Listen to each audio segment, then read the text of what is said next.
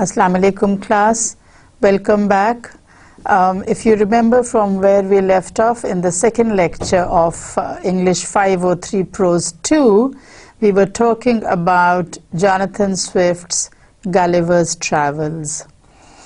I gave you a lot of detail about Swift's background, about the kind of writing that we will be dealing with in this module. And if you remember, I also told you that Prose 2 will comprise of the travelogue of Jonathan Swift and short stories. So we're starting off this module with Jonathan Swift's Gulliver's Travels. And if you recall from the previous two lectures, I also emphasized the fact that Gulliver's Travels has very frequently been thought of as a children's story. And that is because the first section of the book deals with little people. Lilliputians is what Swift calls them. When you write it down, you might be calling them Lilliputians. It's a proper noun, so you can pronounce it Lilliputians, you can say Lilliputians. It is entirely up to you. So to come back to Jonathan Swift, the first voyage that Lemuel Gulliver undertakes is to the land of the little people, that is Lilliputians. Gulliver's Travels has two letters in the beginning, and we were dealing with the second of these letters, which is an answer that Gulliver is supposed to have written to his cousin Simpson. And I told you that the reason why he wrote these letters is to establish the authenticity of the voyage, because Swift is talking about places that were unfamiliar to the people of England at that time. Therefore, he had to do something in order to make the people realize that he was not just making up things, it was not just his imagination that was working, but that these were things that he had really experienced. The different nations of the world that he talks about, and the book is subtitled Gulliver's Voyage into the Remote Nations of the World. He wants us to believe that these people actually existed, and that it's not just a fairy story that Swift is writing. So he starts off by writing a letter from Simpson, who claims to have been given this huge volume of papers to publish. And Simpson says that I have exercised a little caution. I have summarized some portions of the book, because otherwise nobody would be able to read the book. It would be so huge in volume, there would be so many pages, and you who are sitting there would say, oh God, what has she given us to read? So believe me, what we are doing is only a section of the actual book. We're only dealing with his voyage to Lilliput. We're not dealing with his voyage to Brobdingnag, or to the island of Laputa, or to the land of the Houyhnhnms. So we are dealing only with one voyage, and that is to the people known as Lilliputians. So coming back to the letter that Gulliver wrote in response to Simpson's letter, in this letter he says that you, that is Simpson, has not written everything that I gave you to write. And if you remember, the reason that I gave you for these two letters is that he wants people, especially his readers, to realize that whatever he's writing is not a fictional account. It's a real life adventure. And so Swift, being one of the renowned satirists in English literature, he has filled this travelogue with his comments upon contemporary society, contemporary English society. He has targeted the aristocracy, the nobility, the gentlemen, the ladies, even the king and queen. He has not spared anyone.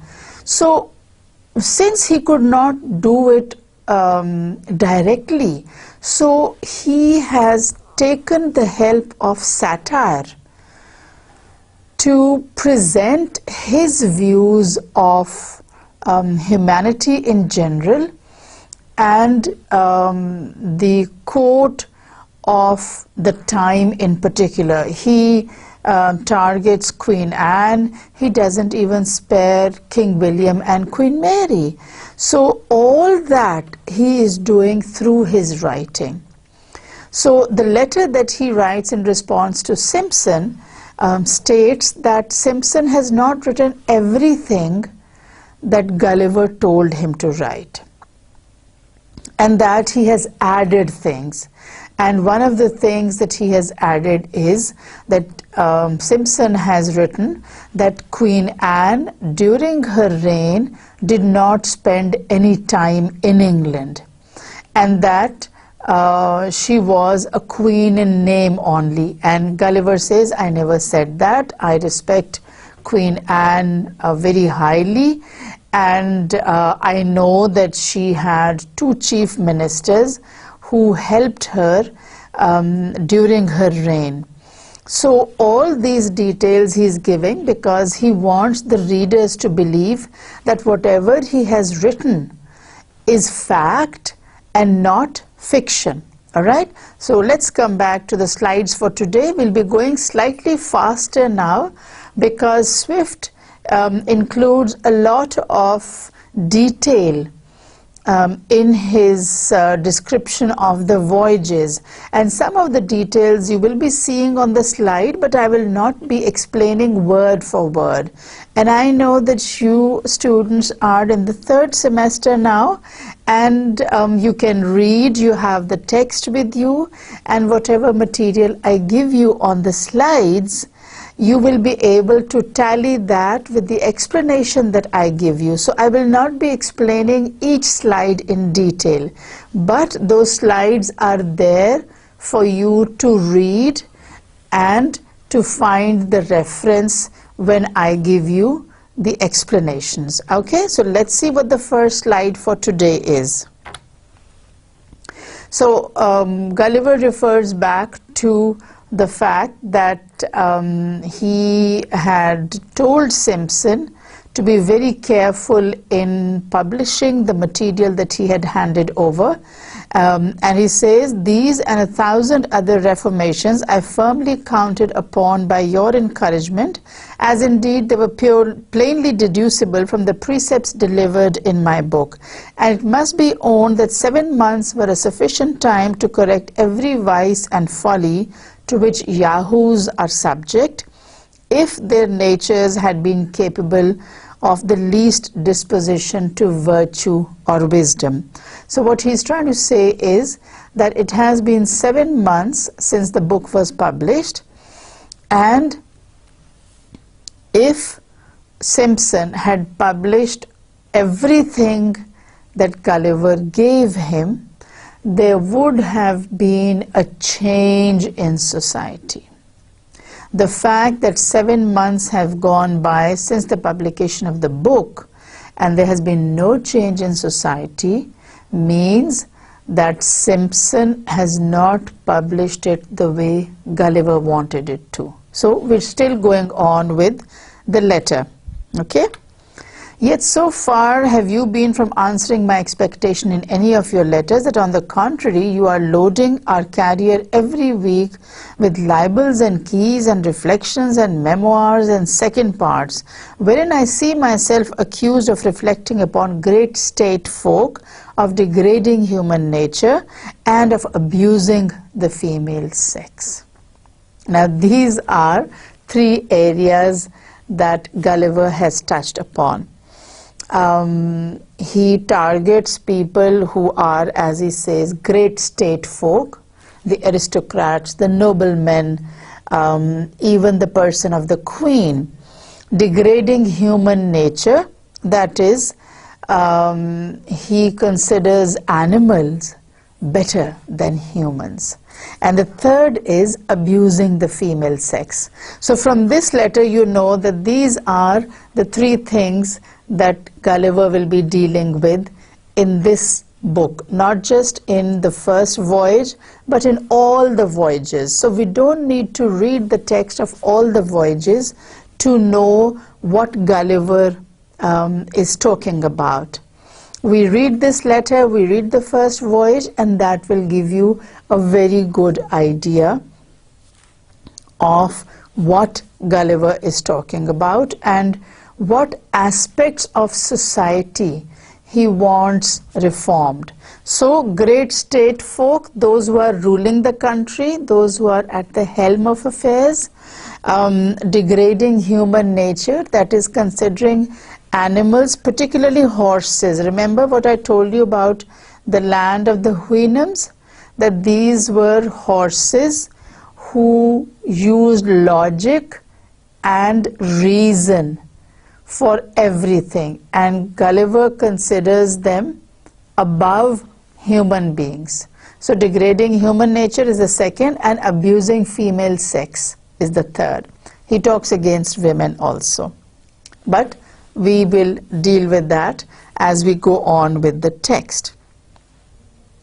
I find likewise that the writers of those bundles are not agreed among themselves.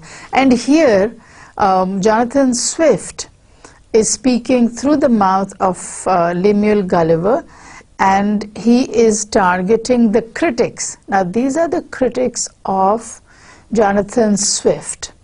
These critics are aristocrats, that is noblemen. These critics are his peers, that is those who were writing at the same time. And you have women who were very critical of Swift's work, because Swift targets women specifically. So he is sort of laughing at critics, he's making fun of critics when he says, some of them will not allow me to be the author of my own travels, and others make me authors of books to which I am wholly a stranger. So these critics, Gulliver says, sometimes say that I did not write this myself, that it is someone else who has written it, and sometimes they say that he has written many other books. So critics cannot decide amongst themselves whether Gulliver has actually done any work or not. I find likewise that your printer has been so careless as to confound the times and mistake the dates of my several voyages and returns. So he's still hitting out at Simpson, and he says, you have done this, you have done that, you have done the other, and that is why this work is not as good as it should have been or as it could have been. So he says, you've mixed up times, you've mixed up dates and years, and that has had a very bad effect on the total travelogue that I gave you. And you have all the paper. I do not have anything left. So because he doesn't have any record of the original, he says, whatever you have done, you are responsible for it. I do not accept responsibility because you have destroyed the original manuscript. So Gulliver is accusing Simpson of having made changes in the text. So he says, however, I have sent you some corrections, and if you want, you can insert them in the revised edition if there is a revised edition. Remember, a revised edition is always taken out when the first edition sells fast. Then there is demand for more copies, and then the writer and the editor sit down, see how they can improve this book, and then they publish the revised edition. But he says, I leave that to you. If readers think that this is a good book and they want another edition, and when you are going to publish the second edition, then make sure that the corrections that I have given you are inserted in that. Because, he says, some of our C yahoos find fault with my C language as not proper in many parts, nor now in use. You know something? Seamen in general and sailors in particular are notorious for using bad language, and by bad language I mean abusive language, curse words. So what Swift is trying to say here is that people have objection to the language that I have used. I told you earlier that Swift has used very strong words. So people object to his use of the language. And he says, some people say that you are using language that is outdated. But his justification is that when he went on a voyage, it was not a voyage that was completed in 2 or 3 weeks or 1 or 2 months. Sometimes it was years before he came back to England. So during that time, he says, language was evolving, and since the English language was evolving, when he came back, he would find out that there were new words and terms that had been added, and words and terminology that he had been used to were no more a part of the language. So in a very subtle manner, in a very hidden manner, indirect manner, what Swift is referring to is the fact that English as a language developed very rapidly, particularly at this time of its existence. So 17th and 18th century were periods, ages in the history of English language when the language developed very rapidly. So he says that it's not my fault. When I came back, I would find out that language had evolved, language had developed, new words, new phrases had come into the language, and that I was not familiar with. So my account was written either when I was away from England or during the periods that I spent on shore. So he says that I am unable to keep up with the developments in the language. And if the censure of the yahoos could anyway affect me, I should have great reason to complain that some of them are so bold as to think my book of travels a mere fiction out of mine own brain, and have gone so far as to drop hints. So what he's talking about is that if the censure of the yahoos could anyway affect me, I should have great reason to complain that some of them are so bold as to think my book of travels a mere fiction out of mine own brain, and have gone so far as to drop hints that the Houyhnhnms and yahoos have no more existence than the inhabitants of Utopia. So one more way, one more place in which Swift is trying to emphasize on the reader that whatever he has written is true and is not fictitious. It's not an imaginary tale. It's not a fairy tale that he has written. So he says that some of the people who come to me, they say, oh, you've written this and you've written that, and we know that none of it is true. So Gulliver says, I have been to those areas, I have communicated with those nations, and that is the only reason why I have written this account.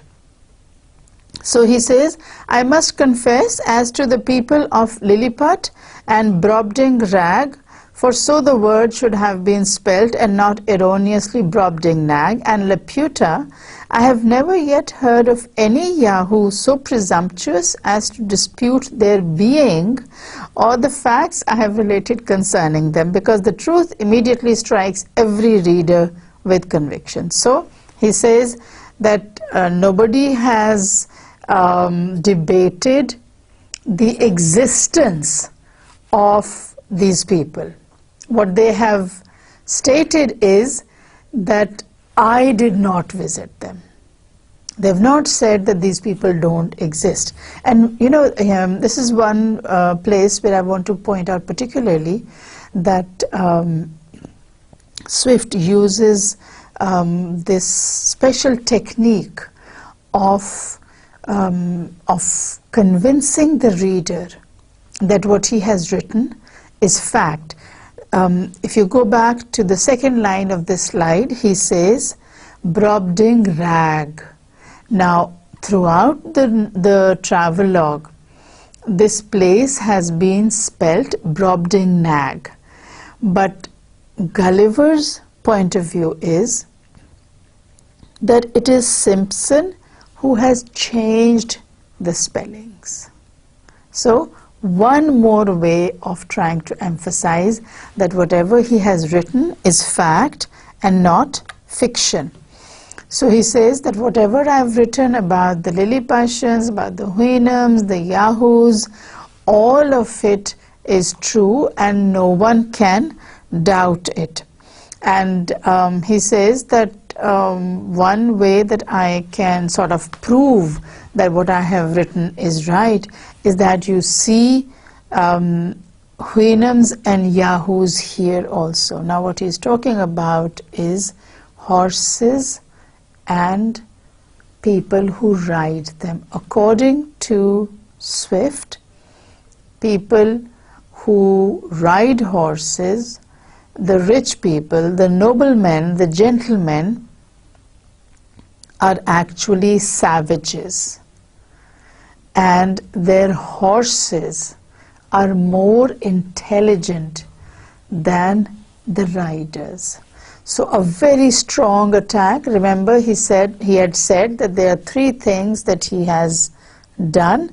One is great state folk, that is the aristocrats. The other is that he has degraded human nature, and the third is abused the females.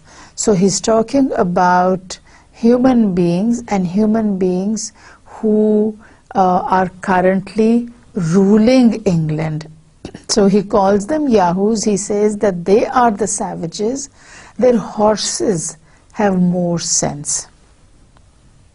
And the only difference he finds between these horses and the horses of Houyhnhnm land is that the horses in England are naked, that the Yahoos wear the clothes and the horses are naked. In Houyhnhnm land, it is the opposite way around.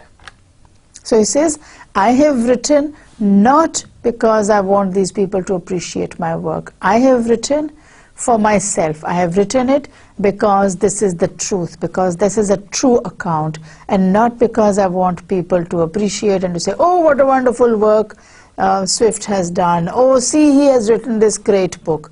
So he says, I don't want praise. I have written it because it is true. It is a fact. I observed these people.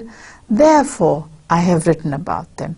So the united praise of the whole race would be of less consequence to me than the neighing of those two degenerate Houyhnhnms I keep in my stable, because from these, degenerate as they are, I still improve in some virtues without any mixture of vice. So the horses that Swift keeps in his stable are still better than the aristocrats who are ruling England. Do these miserable animals presume to think that I am so degenerated as to defend my veracity? Now see the way in which Swift goes about. He says, do you think I worry about praise? Do you think I care if people find me right or wrong? I don't. But the way that he uses this language shows you that he does care. And throughout it all, he's trying to emphasize the fact that what he has written is the truth and there is no fiction in it. So, Yahoo as I am, it is well known through all Huinam land that by the instructions and examples of my illustrious master, I was able to, in the compass of 2 years, to remove that infernal habit of lying, shuffling, deceiving and equivocating, so deeply rooted in the very souls of all my species. So these are the things that he is striking out at. This is what he finds wrong with the human race, particularly the aristocrats in England. He says that they lie, they shuffle, that is, they move fact and fiction around until you don't know what is fact and what is fiction. They deceive, they equivocate. So they will not say one thing, they say two things at the same time, they speak with a forked tongue, and therefore they think that I do the same. Okay, so he's doing all this to establish his own veracity, the authenticity of his account. And he says, I have other complaints. Now this is Swift writing to Simpson. You have to remember that at all times. This is a letter that he is writing.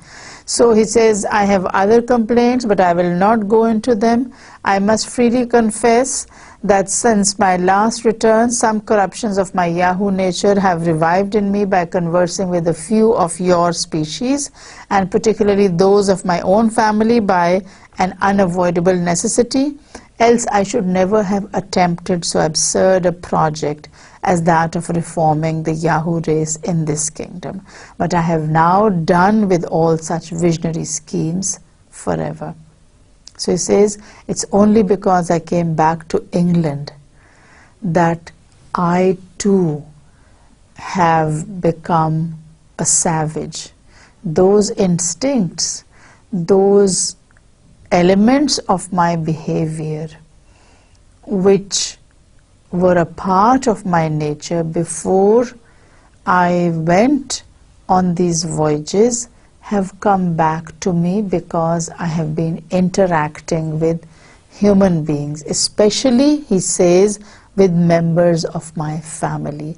So he is hitting out at his own family first, and he says, it is because of my interaction with human beings that I have lost very rapidly those qualities that I had developed in myself when I was in the land of the Huinams, because my master Huinam there was a very good teacher. He was a very, very good person.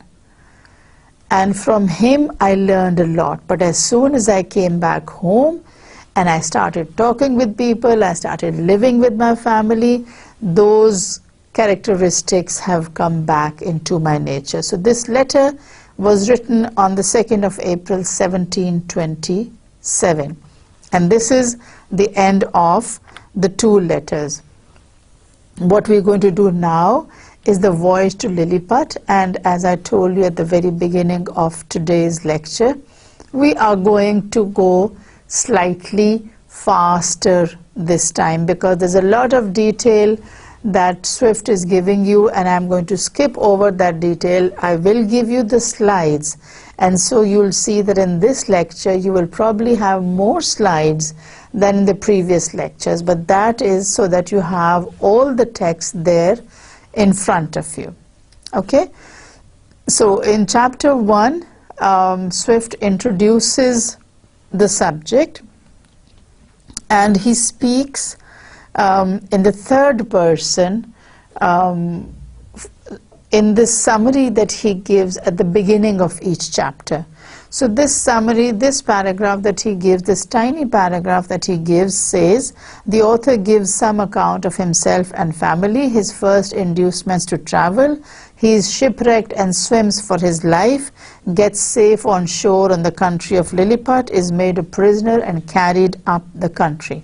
So in 5 lines, Swift has given you the summary of this entire chapter. So let's see what the chapter holds for us. So he says that Swift is going to be discussing everything now from the point of view of Gulliver. This is in the third person. The rest of the chapter is going to be in the first person. So he describes some detail about his background, his family.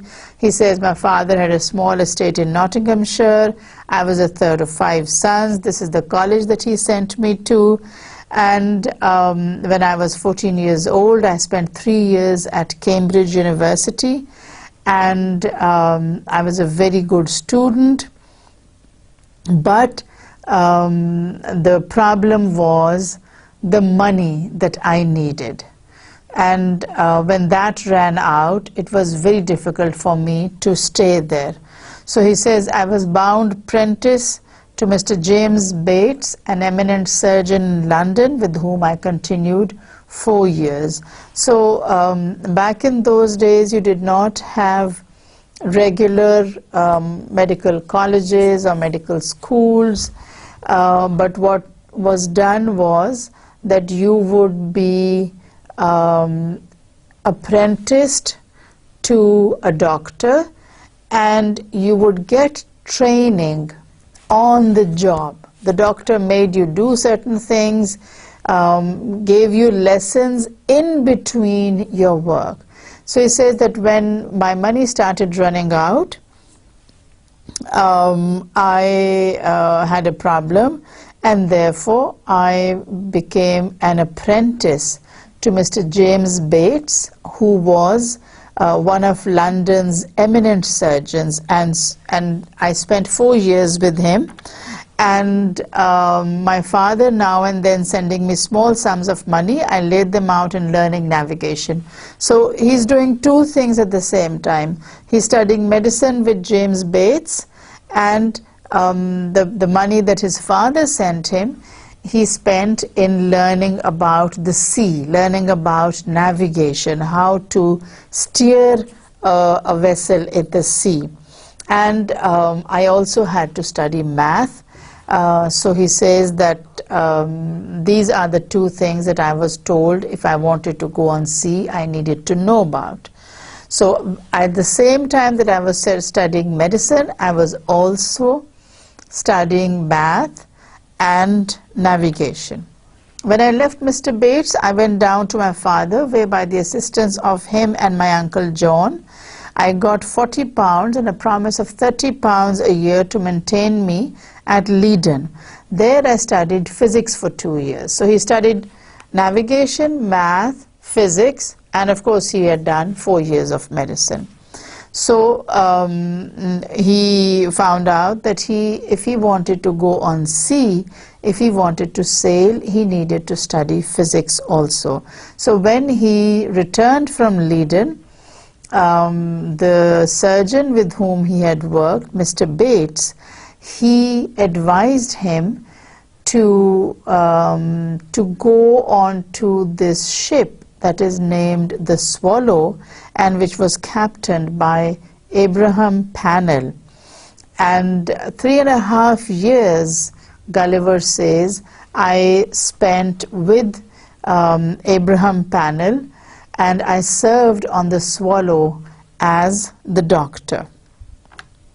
And he says that wherever the ship sailed, there I went with it. So a very, very adventurous voyage he had with Mr. Abraham Pannell.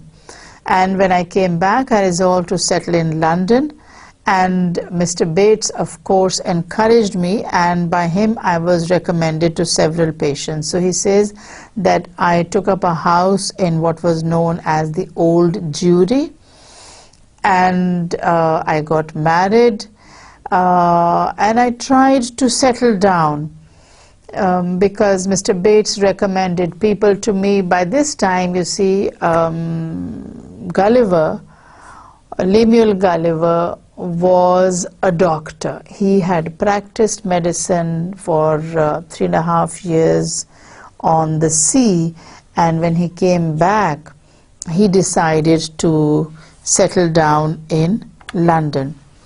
But what happened was that his master Bates died in 2 years, and because Bates had been sort of supplying him with patients, his medical practice declined, and because he didn't want to do what other doctors were doing, he decided to go on board ship again.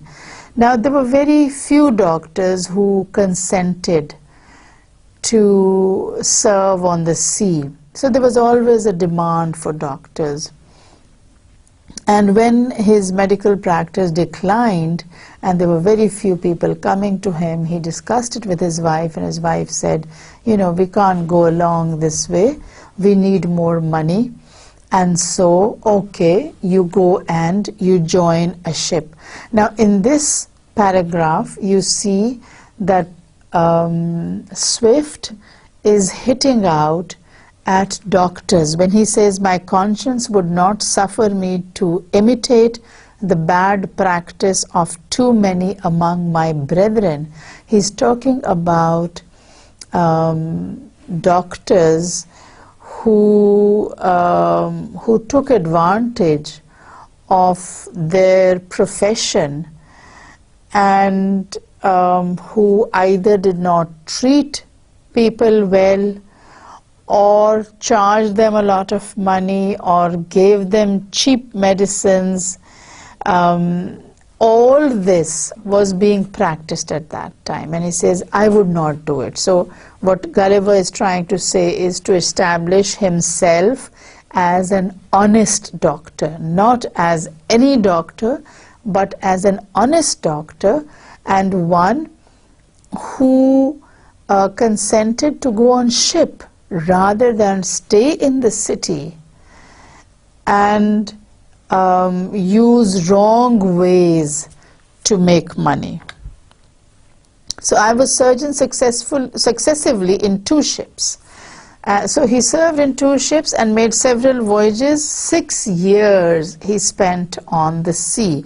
It's a very, very long time. And wherever the ship was going, he would go. If it went into the East Indies, he went there. If it went into the West Indies, Lemuel Gulliver was there as the doctor on the ship.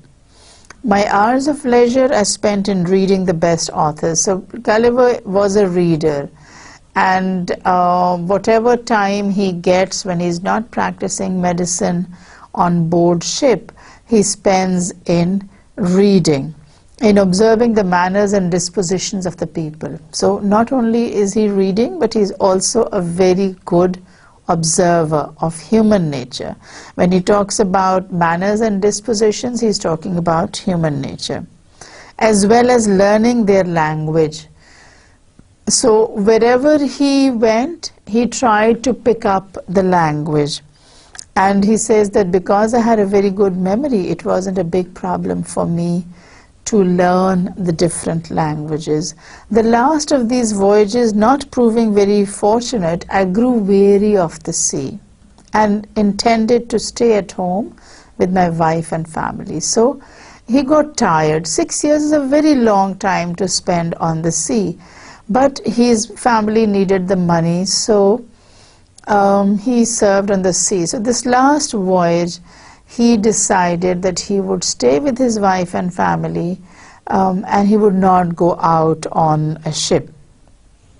I removed from the Old Jewry to Fetter Lane, and from thence to Wapping, hoping to get business among the sailors, but it would not turn to account. So he came home. He shifted his family from Old Jewry to Fetter Lane, from Fetter Lane to Wapping, hoping that he would find patients amongst the sailors. But it didn't really make much difference. His medical practice could not be established, and he was in a bad state. So after 3 years expectation that things would mend, so 6 years on the sea and then another 3 years on shore, and in 3 years his medical practice did not take off. So when he saw that he was not able to make money, he was not able to support his family, he says, I accepted an advantageous offer from Captain William Pritchard, master of the Antelope. So another ship that is sailing out, the Antelope, which is going out to the South Sea. Finally, Gulliver signs up on that because he sees that there's no way that he will be able to make money on land. So he says, we set sail from Bristol, May 4, 1699, and the voyage was prosperous at first. And then what happened? That is what we are going to find out. So he says, I am not going to give you boring details.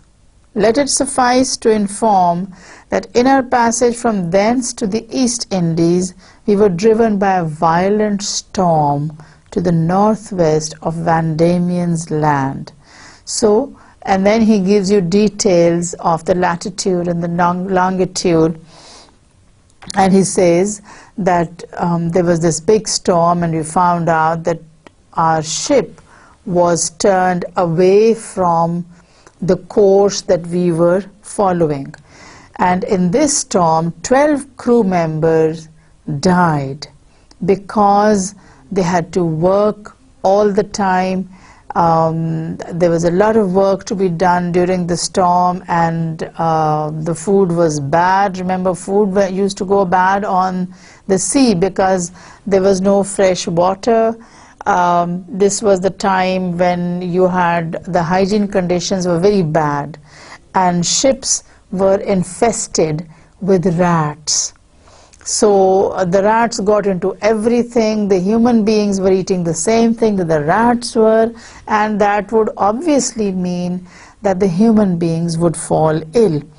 So he says that when we were in the month of November, we saw a rock one day, and the captain headed the ship out for this rock because you know, they were tired of the sea. They wanted to see land. They wanted to go out and do something, stretch their legs, etc., etc. So when they saw this rock and they were heading towards it, because there was this terrible storm, a very strong wind came up, and the ship was directly driven onto this rock, with the result that the ship split apart. 6 of the crew, he says, that we had been let down into the boat. We had a little time, and 6 of us were in a boat, and we tried to get clear of the ship. We rowed, but we still could not see any land, and we were tired out, and so, you know, we just sort of gave up. And this was the time when the boat was upset because there was this wind that came up, and there was a very strong current, and I don't know what happened of the other 5, but I started swimming. And he says that since I could not see my friends, I conclude that they got lost. I swam and I swam and I swam, and I was pushed by wind and tide. And when I got tired, I would let my legs drop because I had swum so far and so long that I was just plain tired. And he says, even though I swam and I swam, I could not find the bottom So when I let my legs drop, I couldn't find bottom, and then I started swimming some more, and then I reached a point where I just thought, I'm going to give up. I cannot swim anymore. He touched bottom and found out that there was this kind of what he calls a declivity, but a sort of narrow channel. So he walked and half swam in that channel, and he ultimately reached the shore.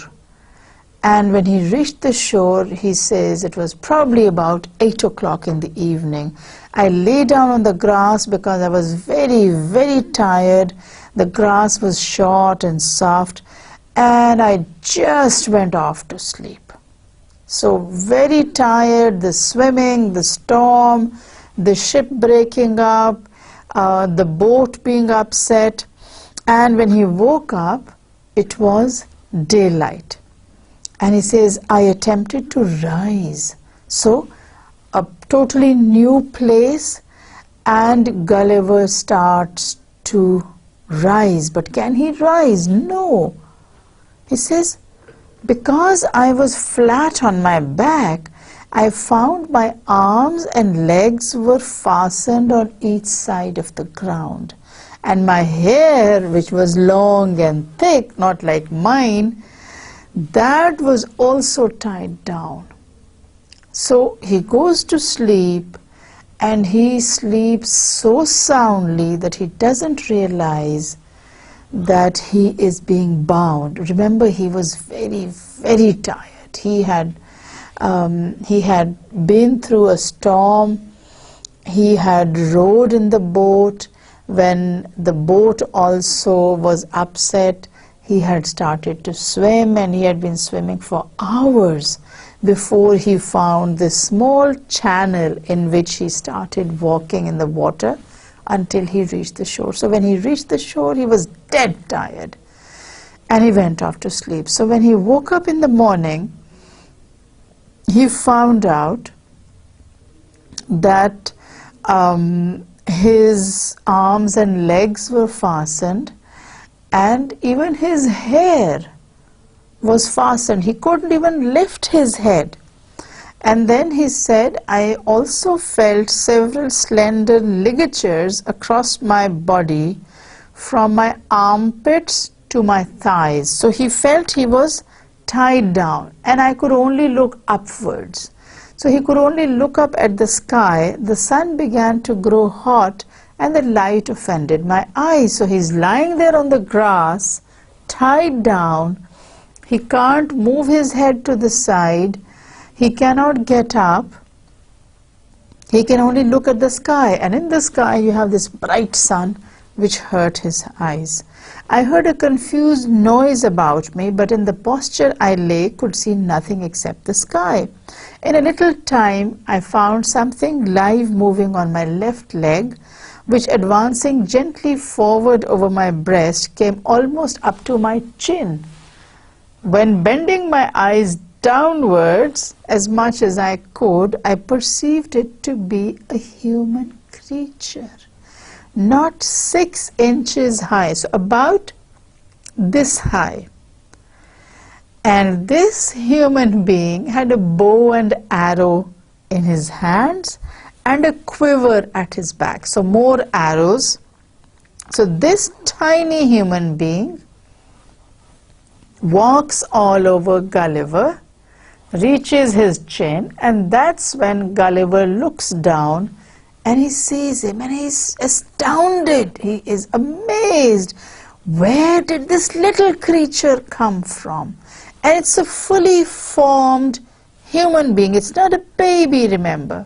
It's a human being, adult human being with a bow and arrow, and standing here close to his chin. And then he says, I felt about 40 more of them. Remember, Gulliver is stretched out, and there's all these tiny men walking on Gulliver. He can feel them, but he cannot see them. So he says, I was really astonished, and I roared. See, when you roar, your voice goes bad. So he roared, and they all ran back in a fright, because you see, they're tiny people. And when Gulliver roars, Gulliver's voice is so strong and powerful that they cannot stand it. So they run back, they're scared. That's a giant. So they all ran back, and Gulliver later found out that some of them jumped from his sides. Now a man who is not even 6 inches high, about this high, and you have a human being lying, so that would be, let's say, about 1.5 feet, so more than his height. So when they jumped from Gulliver onto the land, some of them got hurt. However, they soon returned, and one of them, who ventured so far as to get a full sight of my face, lifting up his hands and eyes by way of admiration, cried out in a shrill but distinct voice, "Hakina de Gul." That's his way of saying, God be praised. You know, this is so wonderful. You have this giant here. The others repeated the same words several times, Hakina de Gul. But I didn't know what they were saying. It was a totally different language. And so he keeps lying. And at length, you know, he gets tired of lying. So he says, I tried to break some of the strings. And he says that when he started to do that, he found out how they had bound him to the ground. And when he pulled his arm ached, his arm hurt him, and so he found out that he had been tied down in a very thorough manner. It wasn't easy for him to get loose. Remember, he is huge. These men are small. But they have done such a good job that it is very difficult for Gulliver to pull himself loose. So he says that I found out that I couldn't really pull my arm up. What I could do was loosen the strings that tied me down, but I couldn't really pull it out because that hurt my arm too much. And the same way, I couldn't move my head because my hair was tied down individually. So when he tries to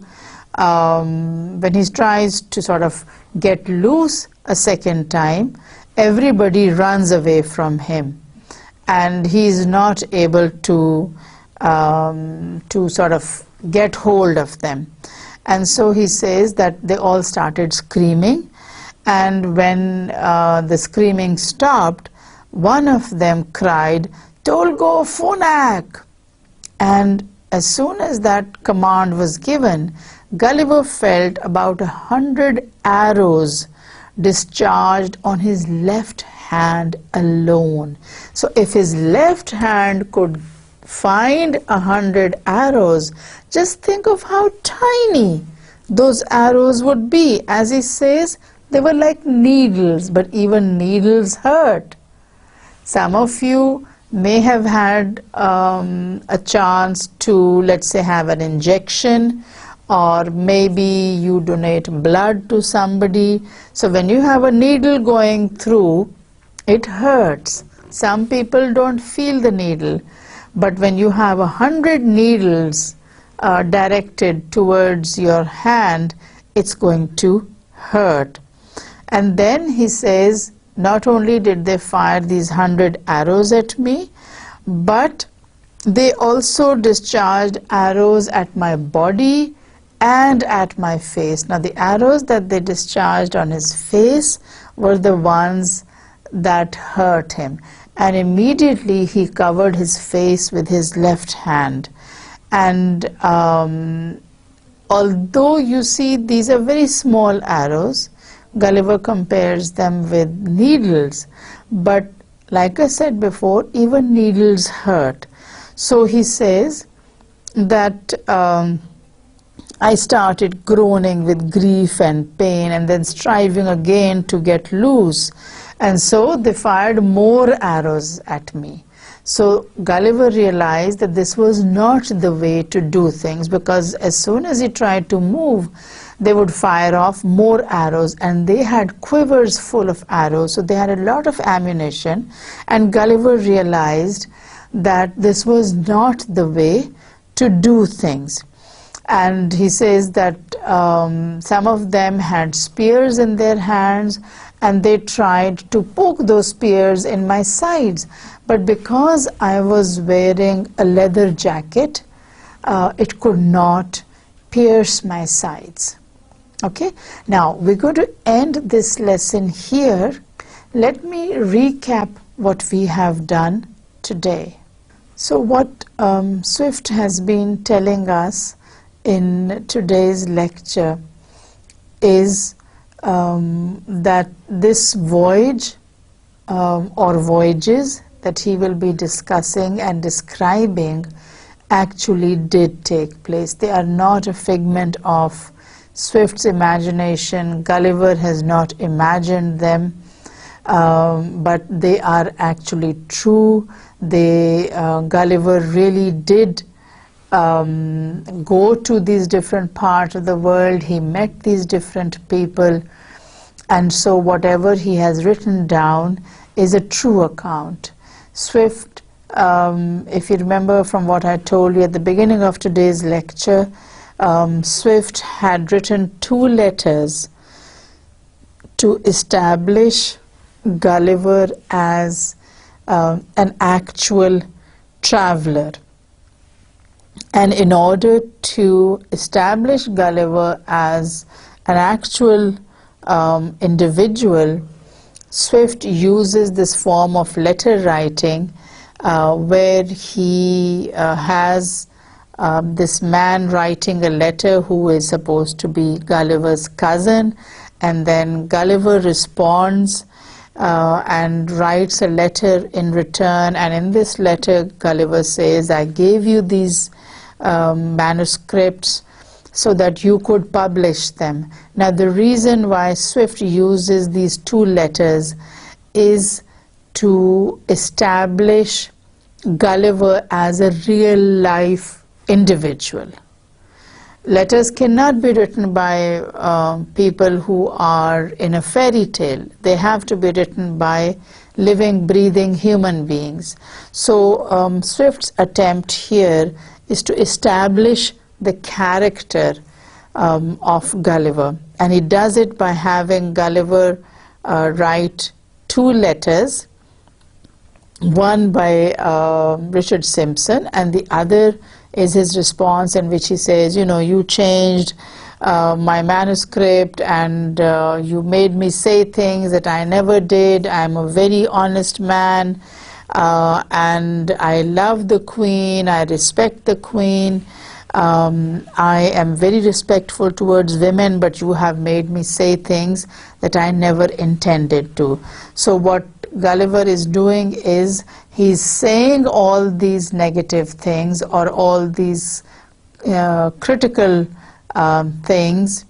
He's making critical comments at the aristocracy, he's criticizing women, he's criticizing human nature. And yet he says that I have not done these things. These are things that my cousin has written. I've not written them in my account, but because the original manuscript has been lost, so there's no way that I can actually prove that I did not write these things and that Richard Simpson did. So when he starts off with this voyage, he establishes his character, and he does that by telling us about his family, by telling us that he was not a rich person, by telling us about his education and how he was studying so many different things at the same time. He was doing navigation, he was studying math, he was studying physics, along with the medicine that he was studying and practicing with Mr. James Bates. And you realize here that he talks about James Bates as a Mr. James Bates. He doesn't call him a doctor, although this person is a surgeon. But that is how things were done at that time. And so he refers to the time that he spent at Cambridge and later on with Mr. James Bates, and he also mentions the time that he spent in Leiden studying physics, because he realized that if he wanted to go onto the sea in a ship and serve as the ship's doctor, he had to know about navigation, he had to be good in physics, he had to have a working knowledge of mathematics, because when you're on the sea, you can be asked to do anything. You don't just practice medicine, but you do all these other things that need to be done. So when he starts off this chapter, which is chapter 1 in the Voyage to Lilliput, he describes his family background, he describes his educational background, and then he also tells us that he spent 6 years on sea, but in those 6 years he grew tired of the sea, so he decided to come home and settle down. He got married, but he realized that he could not really make a fortune through medicine. Although James Bates was giving him a lot of patients, he was referring patients to him, and yet he realized that this could only go on as long as James Bates was sending him patients. And once Mr. Bates died, those patients stopped coming to Lemuel Gulliver. And when he stopped receiving patients, he realized that there was no money coming in. So then he signed up another contract with a ship's captain, and he served for another couple of years. And just when he had reached the point where he thought that, he was tired, and he wanted to rest, he wanted to go back and spend time with his wife and family, a storm came up. And during this storm, Lemuel Gulliver and 5 other crew members were let down into a boat because the ship ran into a rock. The ship split. Remember, in those days, ships were made of wood, and wood was no match for sharp, rocky projections. So when the wind drove the ship onto the rock, the ship split, and Gulliver and his fellow crew members at once jumped into a boat, and they tried to row farther away from the ship. But a strong wind came up. Remember, that storm is still following them. A strong wind came up, upset the boat, and Gulliver lost contact with his crew members, and he says that they were probably drowned, but I kept on swimming, and I swam and I swam and I swam until I reached this place where I found a small channel leading to the shore, and I walked onto the shore, and then I just lay down on the ground and went off to sleep. And when I woke up, I found these small people running all over my body, and I was tied down, and I found out that I was in a place that I had never seen before. I was amongst the Lilliputians. Okay, enough for today. We'll meet again in the next lecture. and continue from where we leave off. Thank you for being very patient. Allah Hafiz.